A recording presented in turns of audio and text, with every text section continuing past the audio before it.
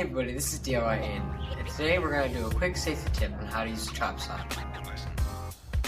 Okay, make sure to always hold it here with one hand on the outside of the chop saw. Don't ever put it here or anywhere here. Only on the outside. Put your right hand here so that you can use the chop saw like this.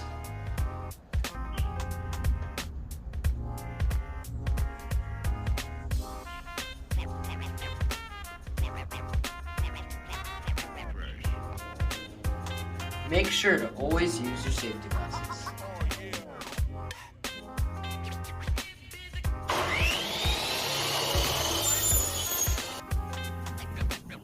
Alright guys, it's the end of our video.